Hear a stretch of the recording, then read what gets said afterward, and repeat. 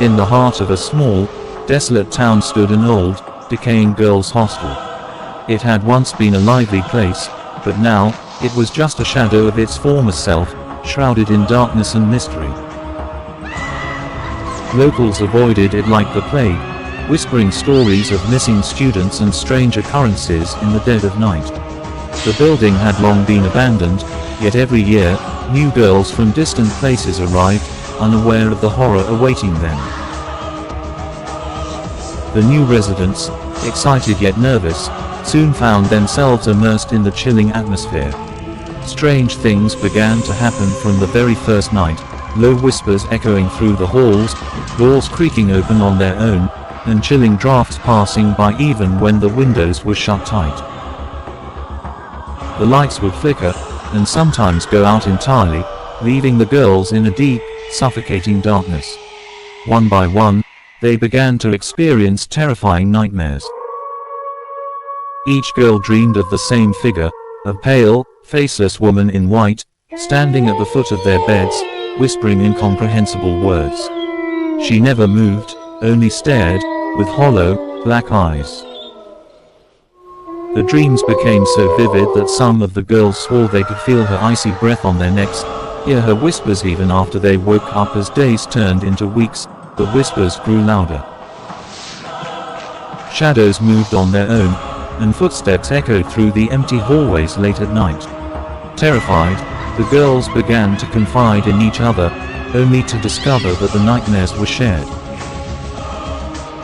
But the most horrifying revelation came when they realized that the faceless woman was not just a figment of their imagination. One of the girls, who had taken it upon herself to investigate the hostel's past, stumbled upon an old newspaper clipping in the town library. It detailed the mysterious death of a student named Amara, who had gone missing years ago. Her body was never found, but her belongings remained untouched in the hostel room where she last stayed. The article hinted at the possibility of foul play, but nothing was ever proven. The deeper the girls dug into Amara's story, the stranger things became. Objects began to move on their own, messages appeared on walls written in what looked like blood, and the figure from their nightmares started appearing in the corners of their eyes during the day. One night, the power went out entirely. Trapped in darkness, the girls huddled together in the common room, their only light coming from flickering candles. They could hear faint whispers, closer, louder, until it felt as though they were inside their own heads. The air grew colder, and suddenly, one of the girls screamed. She pointed toward the window where the faceless woman stood, her figure barely illuminated by the dim moonlight. Slowly, she began to move, gliding toward them. Panic set in. The girls ran through the maze of hallways, only to find that every door they tried was locked. The faceless woman followed, her steps slow but unrelenting. She didn't need to hurry. She knew every corner of the building, every hiding spot. Finally, they reached the basement, the only place they hadn't dared enter before.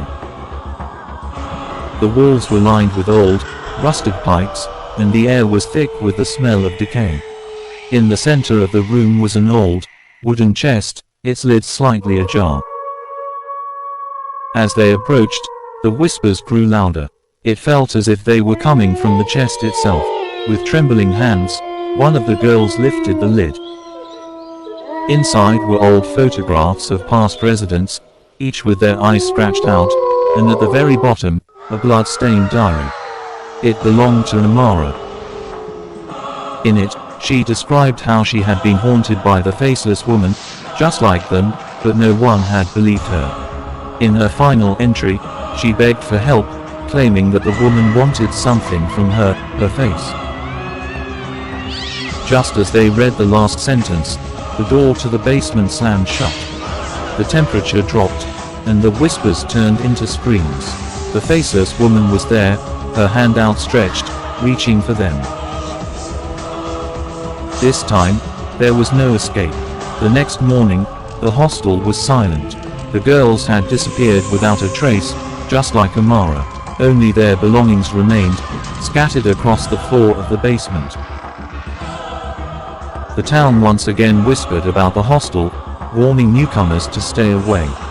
But every year, new residents would arrive, drawn by the cheap rent and oblivious to the horrors that awaited them inside the walls of the whispering dorms.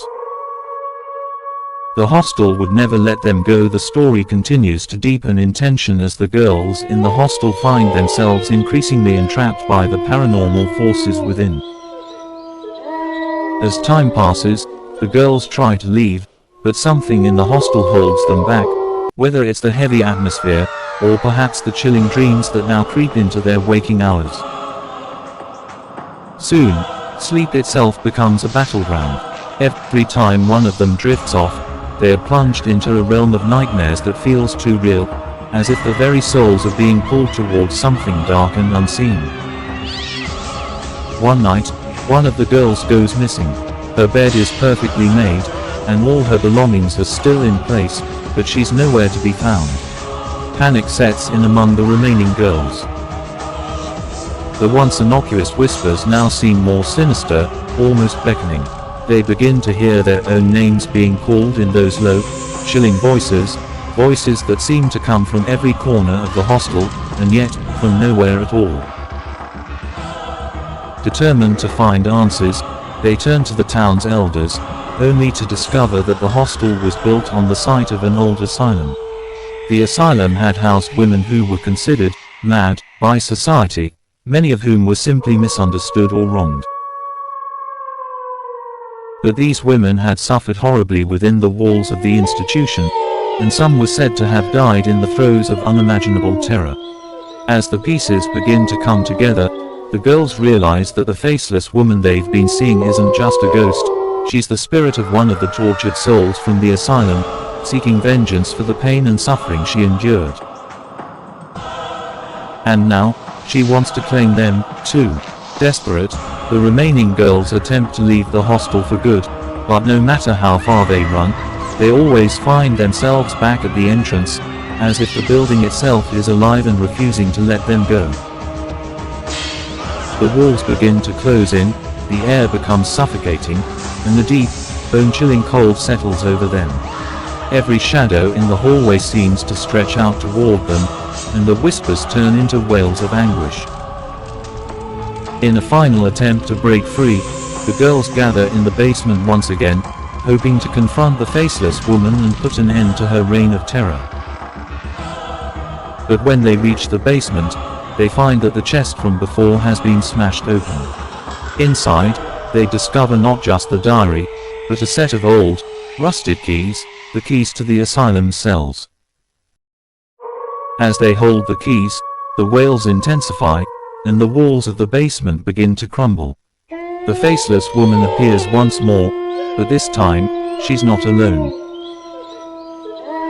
Dozens of shadowy figures stand behind her, their forms twisted and broken, their faces contorted in eternal screams of agony. These are the other women who had suffered in the asylum, now united in their torment, and they've come to claim what they believe is rightfully theirs. The girls realize that there's no escaping the hostel. They are now part of its history, trapped in the cycle of horror that has been repeating for generations. The last thing they hear before the darkness swallows them whole is the sound of their own screams blending with those of the tortured souls who came before them. The terror in the hostel escalates to unbearable heights. As the remaining girls try to piece together their fate, they become more entwined with the malevolent spirit haunting them. One night, they decide to try a séance in a desperate attempt to communicate with the spirits, hoping to learn what the faceless woman truly wants. However, the séance takes a dark turn. Instead of getting answers, they unleash even more spirits trapped within the walls of the hostel. The lights flicker, and a bone-chilling cold sweeps through the room as objects begin to move on their own, violently thrown across the room by invisible forces. The girls' screams are drowned out by the echoing cries of tortured souls, who now reveal themselves fully. With each passing minute, reality becomes less certain. Time seems to distort, Rooms appear in places they shouldn't be, and doors lead to nowhere. Every mirror in the hostel begins to crack, reflecting distorted, twisted images of the girl's worst fears. The faceless woman grows more aggressive, appearing in their reflections, moving closer with each glance. The final, unbearable revelation comes when the girls realize the truth about their connection to the hostel. They are not merely victims of a random haunting. Each girl had been marked, chosen for a reason. Unbeknownst to them, their families had a dark history tied to the old asylum. They were descendants of those who had wronged the women locked within it, and now, the spirits seek retribution. The faceless woman is no mere ghost. She is the embodiment of the collective rage of all the women who suffered, and her vengeance knows no bounds. In a last, futile attempt to escape, the girls try to destroy the hostel by setting it on fire. But the flames reveal something even worse. The hostel is not merely a building, it is a living entity, fueled by the torment of its past residents. As the fire rages, the walls bleed, and the hostel itself begins to shift and warp, devouring everything within it. The final moments are a twisted nightmare of collapsing walls, deafening wails, and the ever-approaching presence of the faceless woman. The girls vanish into the abyss, consumed by the hostel, their fate sealed. The hostel remains, eerily quiet as if nothing ever happened, waiting for its next victims. The terror in the hostel refuses to subside, continuing to intensify with every passing moment. As the girls are drawn deeper into the web of supernatural occurrences, they start losing the grip on reality entirely. Each hallway feels endless, and doors no longer lead to the same rooms. Every time they think they've found a way out, they're back in the same place, as if time itself is trapped in a loop. Days blur together, and sleep offers no escape. Each time one of the girls falls asleep, she is pulled into a nightmarish world that feels indistinguishable from reality. The faceless woman becomes even more terrifying in these dreams, her hands cold and suffocating as they reach out from the shadows. And yet, the terror doesn't come solely from her appearance but from the crushing silence that follows her. She never speaks but communicates only through the overwhelming sense of doom that she brings. The girls try everything, rituals, prayers, even sacrificing personal items that hold emotional value, but nothing seems to work. The deeper they delve into the hostel's history, the more they uncover about its dark origins. It becomes apparent that the hostel has been a magnet for suffering and death for centuries, a place where the boundary between life and death is unnaturally thin. At one point, the girls find an old, hidden cellar beneath the building. In it are records dating back to the original asylum, including the names and crimes of the women once locked away there. They find eerie drawings of figures with no faces, just like the spirit that haunts them. It becomes clear that the faceless woman is the manifestation of all the wrongs done to the inmates. She is their collective fury, made physical, and she cannot rest until justice is served. As they try to destroy the cellar and its contents, the building itself begins to react violently. The walls bleed a thick, black substance, and the floors buckle as if something massive is trying to break through from beneath. Every surface seems alive, pulsating and shifting. It's not just the spirit haunting them, the hostel itself has become a living, breathing entity, intent on consuming them all. In their final, desperate moments, the remaining girls make one last-ditch effort to burn the place down. They douse the hostel with gasoline and set it alight, but as the flames rise, they realize the true horror of the situation. The hostel doesn't burn, instead, the fire seems to feed it, the flames twisting into unnatural shapes, casting long shadows that form grotesque, monstrous figures. In the end, the hostel wins. The girls vanish without a trace, their existence wiped clean as if they had never been there. The hostel remains, eerily quiet once more, waiting for the next unsuspecting group to enter its cursed doors. As the haunting escalates, the atmosphere in the hostel becomes increasingly oppressive. Shadows twist and writhe against the walls, creating the illusion that something is constantly watching. The girls' sanity begins to fray. Whispers echo in the dark corners, and their reflection in the mirrors becomes distorted, mocking them with cruel smiles and hollow eyes. The group's unity starts to dissolve under the pressure. Paranoia sets in, and mistrust grows as the girls turn on one another, each believing the others are somehow complicit in the haunting.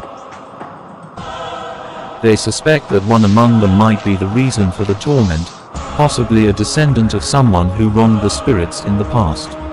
This suspicion leads to fights and accusations, heightening the horror as they become more isolated and vulnerable. During a particularly intense night, the faceless woman begins to reveal fragmented memories of her life, a young girl once trapped in the hostel, longing for freedom but met with betrayal and pain. The girls experience her memories as vivid nightmares, feeling the cold, cruel hands of fate sealing the doom. Each vision shows the woman's tragic life, leaving them horrified yet empathetic, unable to understand how to help her or save themselves. In a desperate attempt to find clarity, the girls decide to confront the entity directly. They gather in a dimly lit room, each holding a piece of their personal history, a photo, a letter, or a cherished trinket. They believe that by offering something personal, they can connect with the spirit on a deeper level.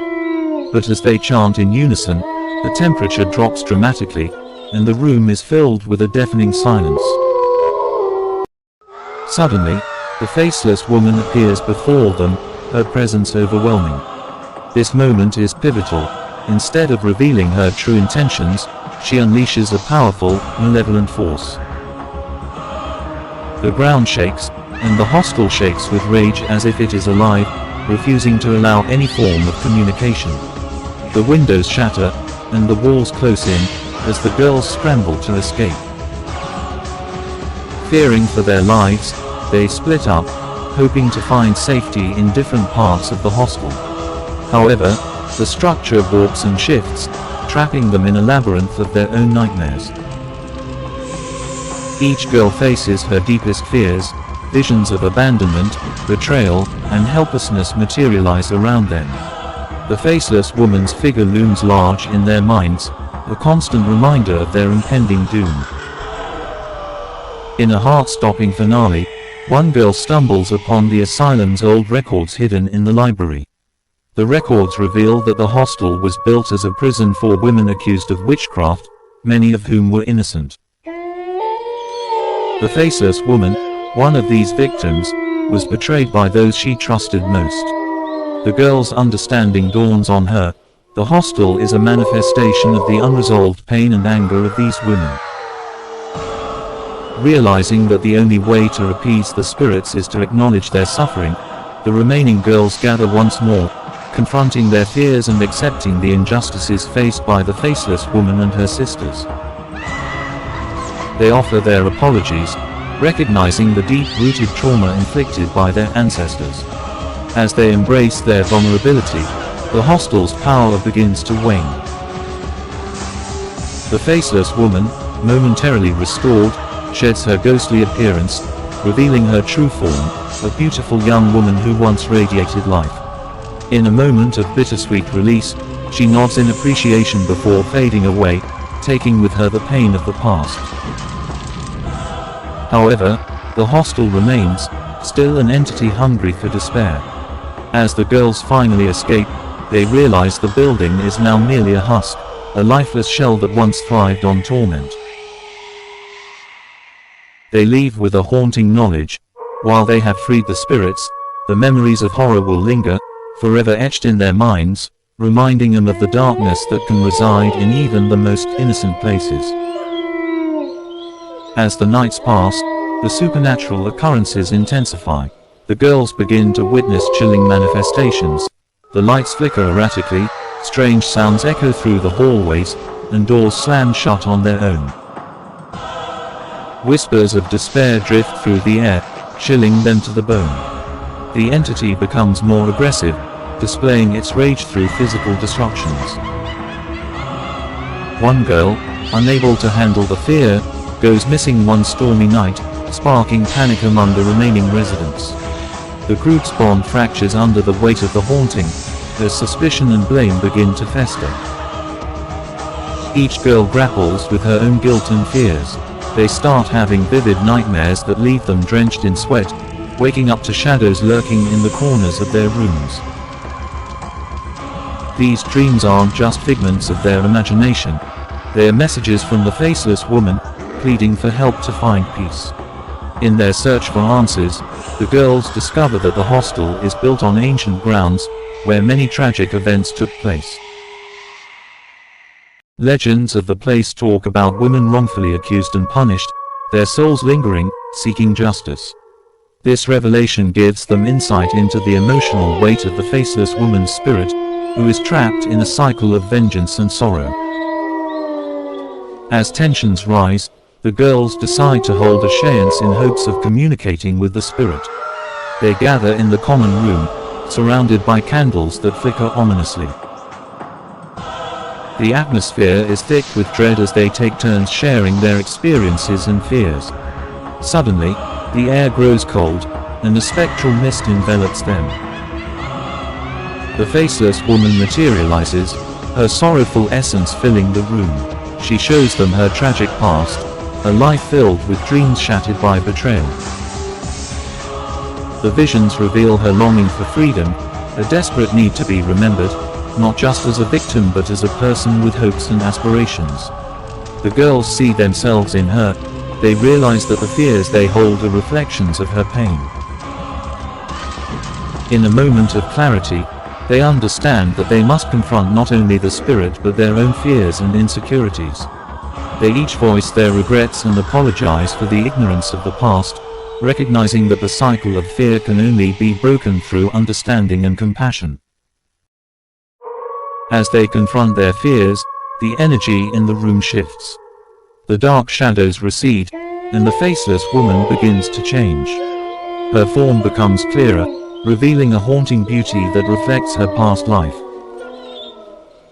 She extends a hand towards them, and in that moment, they feel a profound connection, a shared sorrow that binds them together across time. In the climax of the story, the girls band together, chanting words of hope and healing. They promise to honor the memories of those lost, to share their stories and ensure that such injustices are never forgotten.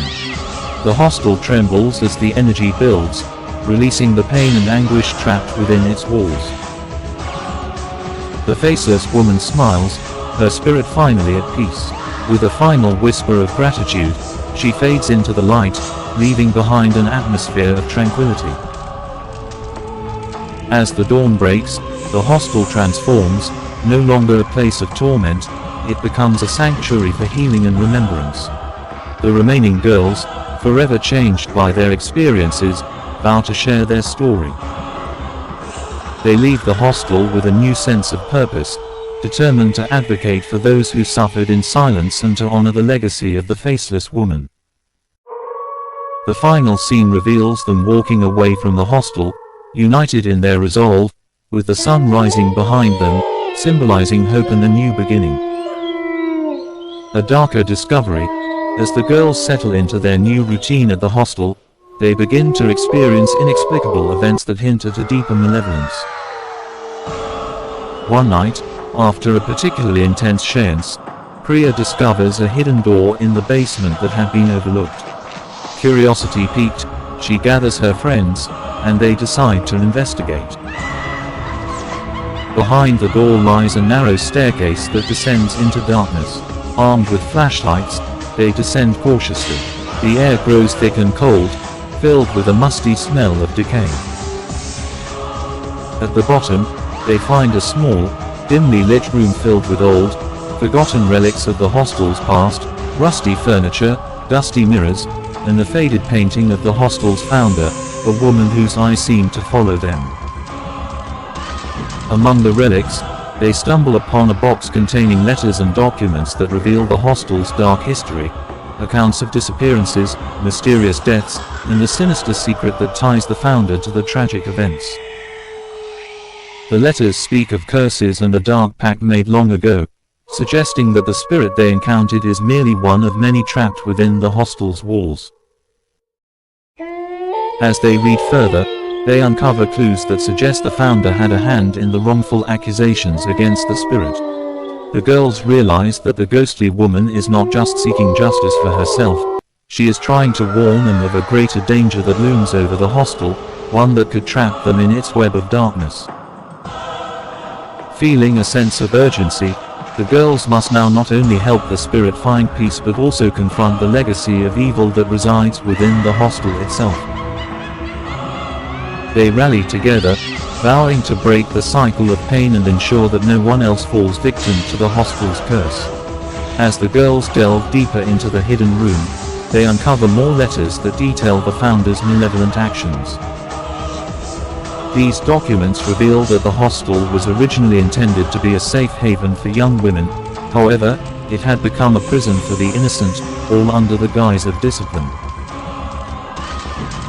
The founder, a woman named Madame Bellatrix, had a dark obsession with power and control. She believed that by harnessing the energy of young women, she could achieve immortality. The clue of the ring. Amidst the old relics, they find a tarnished ring with an intricate design, which seems to pulse with a strange energy. Priya picks it up, feeling a sudden surge of emotions, fear, sadness, and an overwhelming sense of anger. As she turns the ring in her hands, the letters begin to glow faintly. The girls realize that the ring is a key to unlocking the hostel's dark secrets and could also be connected to the spirit they had encountered. As they piece together the information, they learn that Madame Bellatrix had made a pact with dark forces, sacrificing innocent lives to fuel her power. The girls discover that the spirit haunting the hostel was one of those victims, wrongfully accused of witchcraft and ultimately burned in a hidden chamber within the hostel. Racing against time, fueled by the desire to help the spirit and break the curse, the girls resolve to confront Madame Bellatrix's legacy. They must find the hidden chamber where the sacrifice took place and lay the spirit to rest once and for all. With each revelation, the atmosphere grows heavier, and they sense that they are not alone. Shadows seem to linger just beyond their vision, whispering dark secrets and warning them to turn back. That night, they gather in the common room, determined to devise a plan. Priya proposes a night expedition to uncover the hidden chamber. Aisha, still haunted by her nightmares, hesitates, fearing the consequences of what they might find. However, the other girls rally around her, reminding her of the spirit's pleas for help. The descent into darkness, the girls arm themselves with flashlights, the ring, and a few tools to help them break through any obstacles they may encounter. They make their way back to the basement, guided by the faint glow of the ring.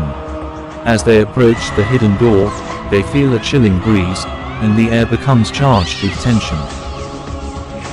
After pushing through the door, they descend the staircase, the atmosphere thickening with every step. The walls seem to close in, and distant echoes of laughter and cries can be heard. Each girl's heart races as they navigate the narrow path, the light from their flashlights flickering ominously. At the bottom, they find themselves in a large, dimly lit chamber. The room is filled with dusty relics, remnants of the hostel's tragic past. In the center stands an altar, blackened by soot and age. The girls freeze as they realize this is where the sacrifices took place. Confronting the spirit, as they gather around the altar, the air shifts, and the ghostly figure of the woman appears before them once more. This time, her expression is a mixture of sorrow and rage. The girls can see the anguish in her eyes, a reflection of all the lives lost due to Madame Bellatrix's malevolence. "Help me break the chains of betrayal," the spirit implores, her voice echoing in the chamber. Only then can I find peace, and you will be free from her curse. The girls, trembling but resolute, hold the ring aloft, feeling its power surge through them. Priya leads the charge, recalling the words from the letters, urging the spirit to guide them. The ghost nods, and a whirlwind of energy surrounds them. The girls chant the words of release, their voices rising in unison. The final showdown. As the chant intensifies, the room begins to shake. Shadows swirl around them, and the ghostly form of Madame Bellatrix appears, her eyes blazing with fury. "You dare disturb my domain," she shrieks, her voice a terrifying cacophony. The girls stand firm, their resolve unshaken. "We will not let you continue this cycle of pain," Priya declares, her voice cutting through the chaos. The spirit of the woman joins them, creating a brilliant light that pushes back against the darkness. The confrontation escalates, with flashes of light and bursts of energy colliding in the chamber. The girls feel the weight of the lives lost pressing down on them, but they draw strength from their unity. They channel their energy into the ring, which begins to glow fiercely, illuminating the room in blinding light. Breaking the curse, in a climactic moment, the girls shout the final words of the chant. The energy surges, enveloping the spirit of Madame Bellatrix. With a deafening roar, her form disintegrates into a cloud of shadows, dissipating into nothingness. The room falls silent, the air clear of the oppressive darkness that had lingered for so long. The spirit they had helped appears once more, radiating gratitude. "You have freed me and many others. Thank you," she whispers, her form beginning to fade. "Live without fear, remember the truth." With that, she vanishes, leaving behind a warm, comforting presence. Epilogue. A new beginning. The next morning, the girls awaken in the dormitory, the sunlight streaming through the windows. The atmosphere in the hostel is different, lighter, filled with a sense of hope and renewal. They gather in the common room, recounting the previous night's events in awe. Determined to share their story, they decide to create a documentary about the hostel's history, highlighting the importance of remembering those who suffered. They work together to ensure that the legacy of the lost souls is honored and that future residents will be aware of the past. As they leave the hostel for the last time, Priya glances back, feeling a profound sense of closure. The girls walk hand in hand, united by their experience, ready to face the future without fear, knowing they have made a difference.